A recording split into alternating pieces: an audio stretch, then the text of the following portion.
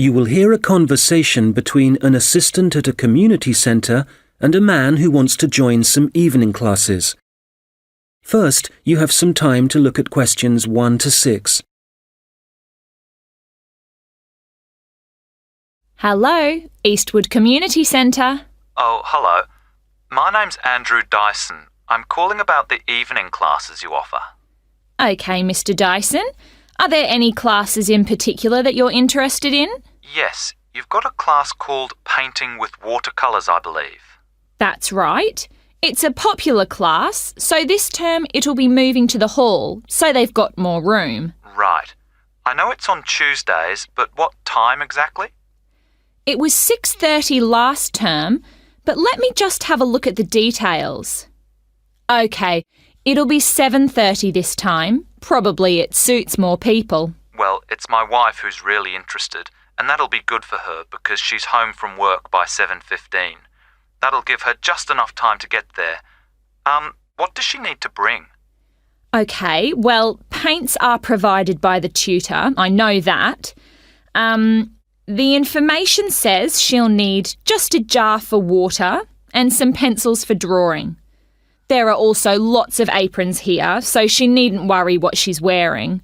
And the cost for 4 classes is $45, including paints, as I said. OK.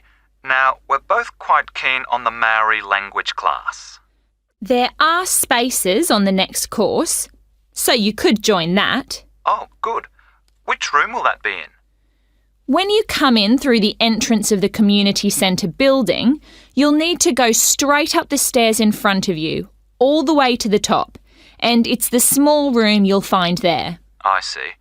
All right, and let me just check when it's starting. I heard from someone that the July course has been delayed until August.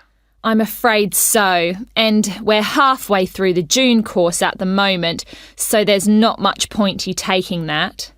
I guess we'll have to wait then. Well, when you do come, the tutor recommends bringing a small recorder with you, just so you can listen again later. And the cost for 5 classes is currently $40. OK, useful information to know. There's one more class I'm interested in. That's the digital photography class. Oh, I've taken that class myself. The tutor's very good. That'll be in room 9, and it's starting in 2 weeks' time, in the evening, every Wednesday at 6 o'clock. Obviously I need to bring the camera with me. I suppose it'd be useful to have the instructions that go with the camera too? I'd say so. Some people bring along a lot of accessories like extra lenses, but there's really no need for this class. It's mainly focusing on composition, really, and getting the most out of the basic camera. That's exactly what I need. And how much does it cost? Let's see. For 4 classes, it's $35. But if you take 8, it works out as $55. So you're making a bit of a saving. $15, that is. I see. Before you hear the rest of the conversation, you will have some time to look at the questions 7 to 10. Now listen and answer questions 7 to 10. OK, now just another question for the watercolours class. I've just remembered that my wife asked me to find out about the level. Who's it for? OK, well, you don't have to be very skilled or anything like that. It's designed for beginners, actually. People who might see art as a hobby rather than as a professional opportunity. That sounds like my wife. And, who do I talk to if I want to find out some more about the Maori language classes? Probably best to talk to the tutor directly. He'll be in the office in about half an hour. His name's Jason Kuai. That's K-A-H-U-I. Good. I'll give him a call. Oh, if you do decide to come to the photography class, don't forget to look at your camera battery and make sure it's charged. I know it sounds obvious, but I've seen a few people suddenly find the cameras stopped working right in the middle of class. Yes, I can imagine it'd be easy to forget that. Oh, that reminds me. In the final week of the photography course, is it right that there's a visit to a show in the local area? I work in the city, you see, so I might have to come home early for that one. Yes, they'll decide the date once the class has started. Is there anything else I can... That is the end of section 1. You now have half a minute to check your answers. Now turn to section 2. You will hear a project manager talking to voluntary workers about the tasks that need to be done. First, you have some time to look at questions 11 to 14.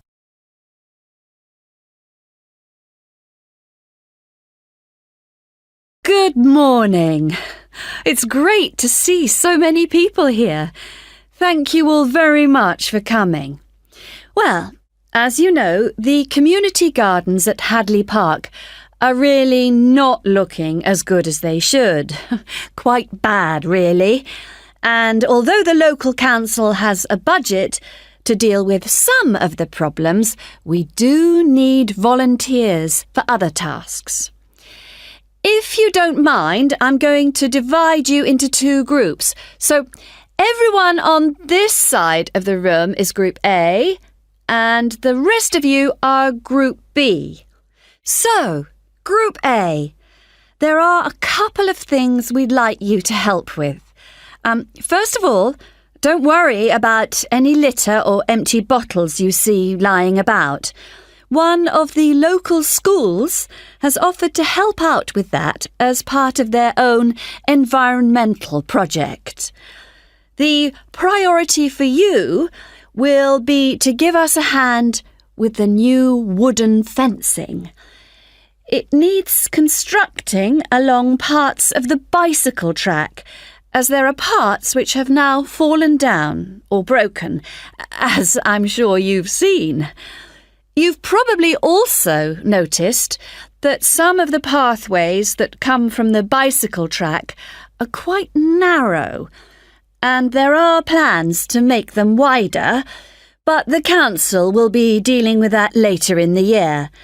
And they've also promised to produce some informational signs about the plants in the gardens. Hopefully, they'll be up in a few weeks' time. The other thing we're doing is getting rid of some of the foreign species that are growing in the gardens and putting back some native plants and trees. So you'll be doing some digging for us and getting those into the ground. So, Group A, there's some items you'll need to bring along with you. I was going to say raincoats, but the forecast has changed, so you can leave those at home. I'd definitely recommend a strong pair of boots. Waterproof would be best. It's quite muddy at the moment, and your own gloves would also be advisable. Tools will be available, spades and hammers, that kind of thing. You just need to make sure they go back in the trucks. And, there's no need to worry about food and drink, as we'll be supplying sandwiches and coffee, possibly some biscuits even. Before you hear the rest of the conversation, you will have some time to look at the questions 15 to 20.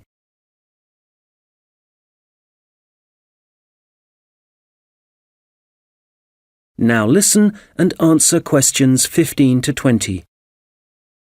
OK, Group B, your turn. Does everyone have a copy of the plan? Oh, great. OK. We'll all be meeting in the car park. That's on the bottom of the plan. See? Now, if you've been assigned to the vegetable beds, to get there, you go out of the car park and go up the footpath until you reach the circle of trees. There they are, in the middle of the plan. And you see that the footpath goes all the way around them. Well, on the left-hand side of that circular footpath, there's a short track which takes you directly to the vegetable beds. You can see a bamboo fence marked just above them. All right? OK, if you're helping out with the beehives, pay attention. Look again at the circle of trees in the middle of the plan and the footpath that goes around them. On the right side of that circle, you can see that the footpath goes off in an easterly direction, heading towards the right-hand side of the plan. And then the path splits into two, and you can either go up or down. You want the path that heads down. And at the end of this, you see two areas divided by a bamboo fence. And as we're looking at the plan, the beehives are on the right of the fence. The smaller section, I mean. Now, don't worry, all the bees have been removed. You just need to transport the hives back to the car park. OK, for the seating, look at the circular footpath. At the top of it, there's a path that goes from there and takes you up to the seating area, alongside the bicycle track, and with a good view of the island, I suppose. OK, if you're volunteering for the adventure playground area, let's start from the car park again and go up the footpath, but then you want the first left turn. Go up there, and then you see there's a short path that goes off to the right. Go down there, and that's the adventure playground area, above the bamboo fence. That fence does need repairing, I'm afraid. Right, what else? Oh yes, the sand area. We've got that circular footpath in the middle. Find the track that goes east, towards the right-hand side of the plan, and where that track divides, you need the little path that goes up towards the bicycle track. The sand area is just above the bamboo fence there. And finally, the pond area. So it's on the left-hand side of your plan, towards the top, just above the fruit bushes and to the left of the little path. OK, as I said already, hopefully we'll be...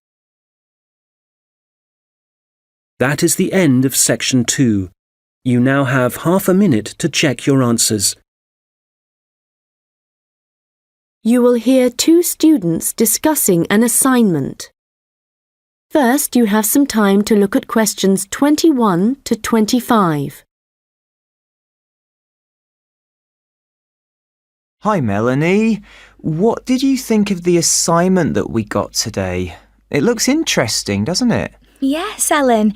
I've always been interested in recycling, but there's a lot of research to do. Yes, there are a lot of things I'm unsure of, so it's going to be good working with you. OK. Well, why don't we start by making a flowchart from the notes our tutor gave us? Yes.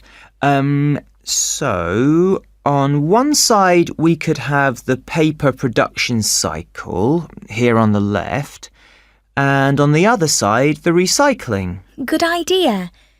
Let's start at the top with the production. The first step in the process is to get the raw materials. Yes, and they tend to come from pine forests. OK. And then the bark is removed from the outside of the tree, and after that, the wood is chopped up. That's the first 3 stages. It sounds a bit complicated after that. It says water is added, and then the mixture is heated and made into pulp.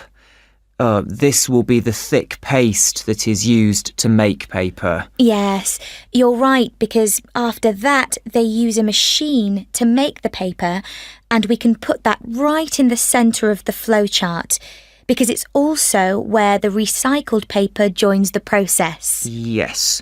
So, once the paper has been produced in the machine, what happens then?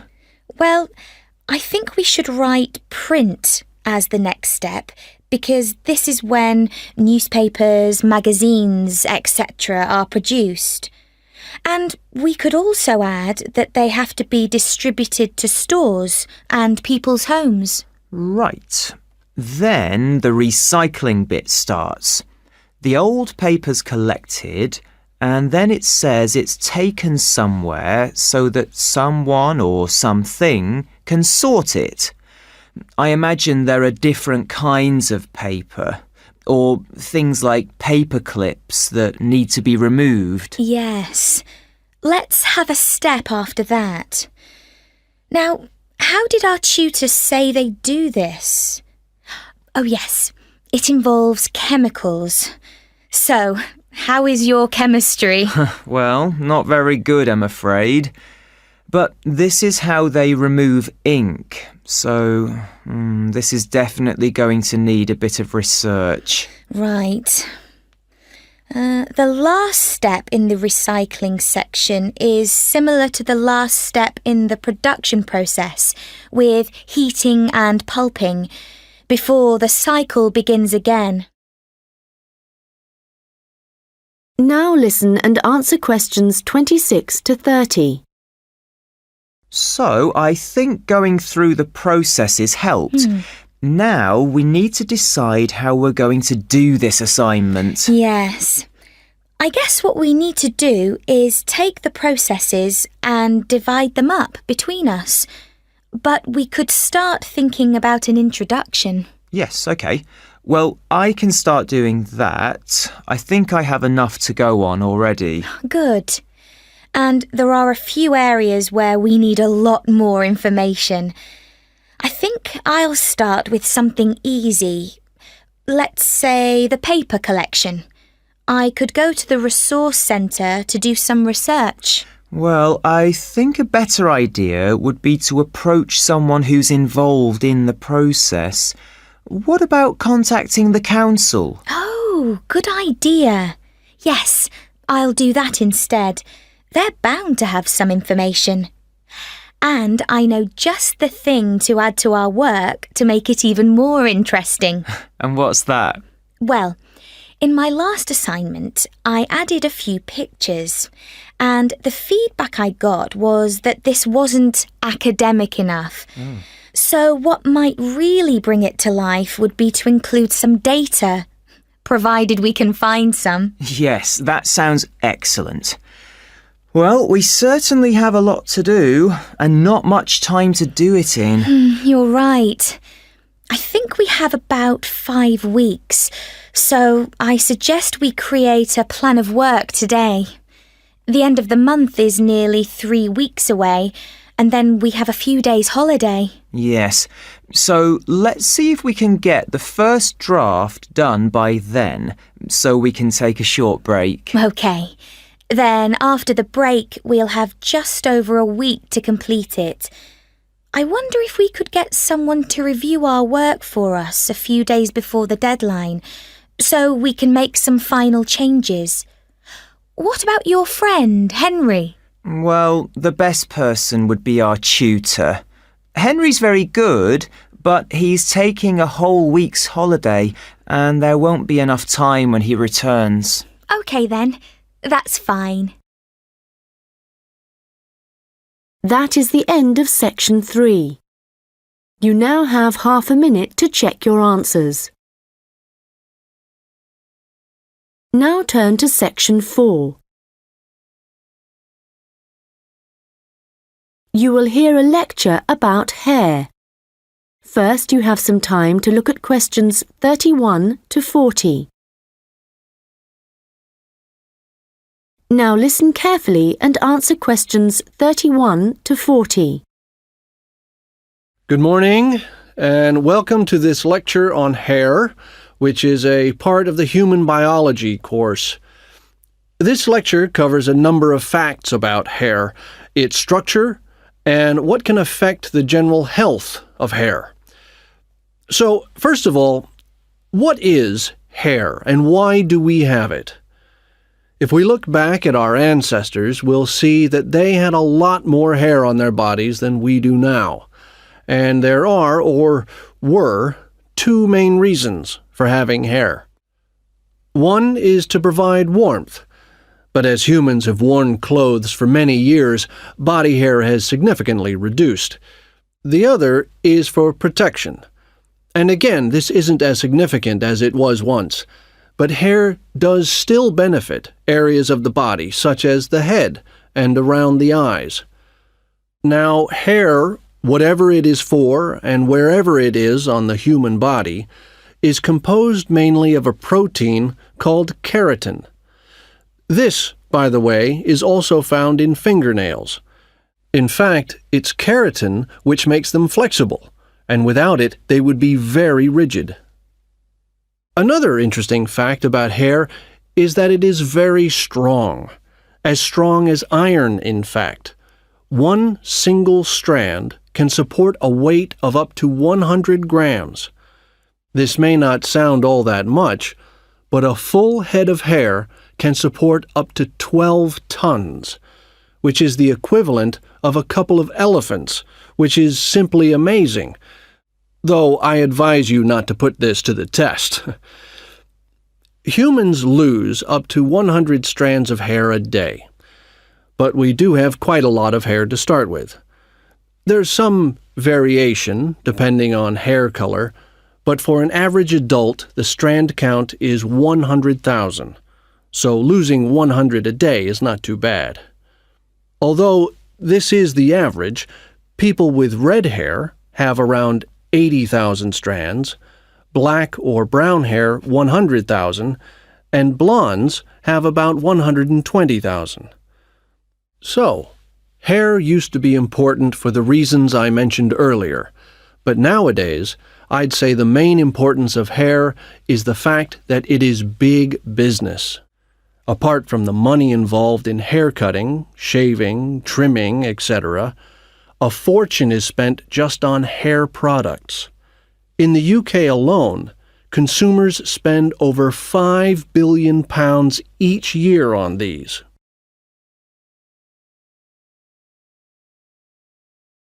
So next, I'd like to just give you a quick overview of the structure of hair. As you can see, along the length of the hair, there are three main parts, called the bulb, the root, and the shaft. A single hair is fixed at one end below the skin in the bulb. The bulb acts rather like a cap. It encloses the end of the hair in the head. The next part of the hair is the root, and this is the part of the hair which lies just beneath the skin, and, in terms of hair production, is the most important.